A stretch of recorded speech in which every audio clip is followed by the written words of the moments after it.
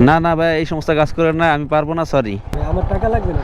না রাত 2টা, আমি আমার একটি কাজের প্রয়োজনীয়তা আমি আসছিলাম। এমন একটি রাস্তা, যে রাস্তায় কোনো লোকজন নাই, মানুষজন নাই, খুব ভয়ঙ্কর একটি রাস্তা। এত নীরবতা, নিস্তব্ধ, এখানে কোনো গাড়ি ঘোড়া নাই, কোনো শব্দ নাই, মানুষ নাই।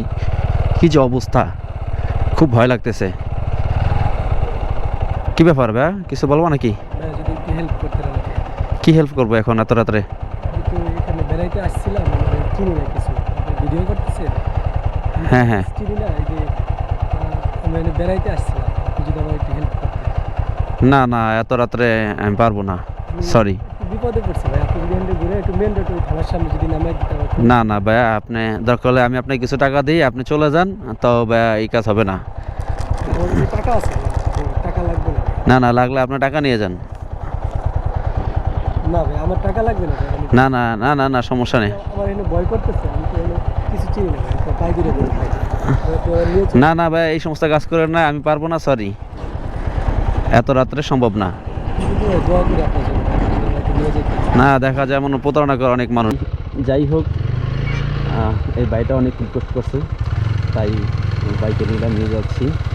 আসলে দেখা যাচ্ছে অনেক মানুষই এরকম প্রতারণার শিকার হয়, কিন্তু তাই বলে সবচেয়ে খারাপ এরকম না, কিছু ভালো লোকও থাকে, আবার কিছু দুষ্ট লোকও থাকে। তো আমরা সবসময়, হ্যাঁ, অবশেষে মেনুর দিকে যাচ্ছি, প্রায় চলে আসছি। ভাইয়া, তোমার বাড়ি কোথায়? আমাদের হ্যাঁ, মাগুরে ভাই। মাগুরা। তোমার আব্বু আম্মু আছে?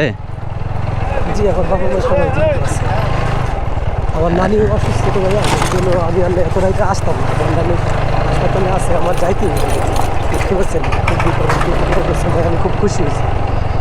যাই হোক, এত রাত ঘর থেকে বের হবা না, কেননা এখন দিনকাল ভালো না, যে কোনো সময় বিপদ আপদ আসতে পারে। বুঝতে পারি না, বুঝছেন, আমি